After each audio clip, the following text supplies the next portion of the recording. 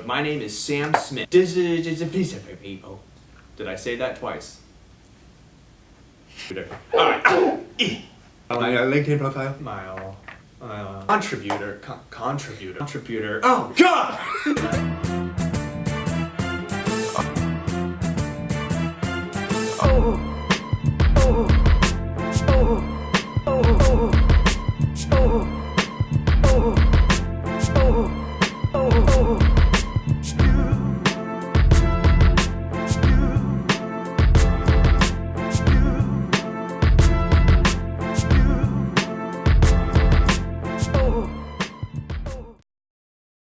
Today we're going to talk about sales and marketing funnels and why it matters to the success of your business and your overall marketing strategy. Sales funnels are a core concept in digital marketing, a way to move prospective browsers into customers. You can't go 20 feet these days without hearing people talk about funnel this and funnel that. Let me simplify it for you. A funnel is a way to structure a series of offers, landing pages, and emails that lead a user to take a specific action, such as fill out a form for an offer, schedule an appointment, or make a purchase.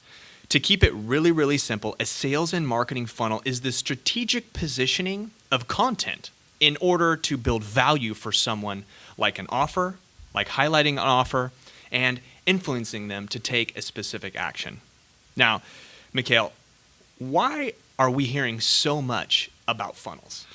I think we're hearing a lot about funnels because for a long time we're hearing a lot about content, right? And then people were like, wait a minute, I'm producing all the content in the world. It's not generating any leads for us. And like you said, it's the strategic placement of content to lead somebody to make an action like a purchase or opt-in type of thing, right? Sure. So I think that's really what it is. People finally got fed up, to be honest, with like, all right, content is king, but no, not really. It's like sales is. Interesting, very interesting. So it's not just enough to produce content. Companies are realizing that they need to produce content in order to position themselves as authority figures and as someone that can be trusted for their product or service.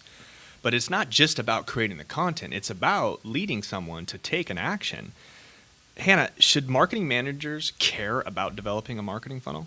Definitely, because as you just mentioned, the funnel turns prospects into customers. And so as the marketer, you're the one bringing those prospects in. So you need to have that funnel in place in order to take it to your salespeople and to give them those leads that they can then turn into customers. And as a marketing manager, it's a great way to really build value in your services Definitely. and what you're doing to the sales team, right? Because you're delivering qualified leads. And through a sales funnel, you can gather very specific and qualified information about leads that can help the sales team to overcome objections and to understand how to format and customize a product or a service that fits their needs. So, I mean, Hannah, how can a company use a marketing funnel to prevent losing out on potential customers? The biggest part is to nurture the prospects. And so you want to provide value in exchange for their email address and liking your company on Instagram or something like that. And when you do that, you need to keep giving them value to nurture that relationship. And as long as you're nurturing that relationship, then they'll stay engaged with you, and that engagement will turn into a sale. Very interesting. So on the other side of this, Mikhail, once you get someone into this funnel, once they've opted in for your offer, once they become aware of your company and they've expressed interest, email marketing is a huge way to nurture them, to educate them, and to bring them back into ultimately landing on pages where there's calls to action and places for them to take action. Why is it that email is so important in a marketing and a sales funnel? Email is really important because it's still something that generally people, if they're going to open up your email, they're going to take the time to read it, right? So you have their attention for however long it might be, which is a lot less than you might have on Instagram where you have their attention for about half a second before they like it or scroll up, right? So I think that's one of the bigger reasons. In addition to that, it's a way to communicate with your potential customer that is more personal rather than just like blasting out information. Like hypothetically, that email is tailored to them. Exactly. Great point. And I think that, in our experience with our clients, email is the highest converting channel, right?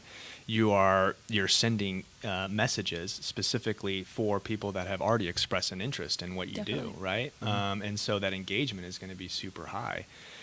Hannah, how can a company use a marketing funnel to, well, let me reposition this. What is the advice that you would give to a company who's trying to, for the first time, really go from that stage of creating a bunch of content to really creating that sort of outline or that structure to build an actual sales funnel? Definitely. I think a really important part of it is to sketch it all out ahead of time. And so to know what that content offer is, that sounds kind of buzzwordy, but it's true. You find a couple pieces of content that you can update, package into a guide, and then have that be the lead magnet. Get that piece of get their email address, and then offer them that content, and then keep bringing it down of what email is the second email, what's the third email, when do you go in for the sale. And by mapping that all out at first, you know what is coming next, and that can help you when you're setting up the emails, whether you use Infusionsoft or MailChimp or ConvertKit. Having that plan ahead of time, even before you get into the service, can help you create a cohesive sales funnel. Very interesting. So using sort of a visual aid and really sort of putting it on paper and mapping it out. We here, as you guys know, we use funnel maps, and we use our Perfect Path sources and offers framework to help really create that visual aid for our clients so that they can really easily see where people are going to be coming from and what they're going to be experiencing as they lead to that final conversion event. Great stuff, guys. To our viewer, to our listener, I hope you're able to find this episode of The Production Room really valuable and helpful. We thank you so much for joining us. This has been an episode of The Production Room brought to you by Replay, a collective marketing agency. My name is Sam Smith, the head of growth operations here at Replay, and from all of us, we love you. Until next time, don't stop growing. Don't ever, ever stop.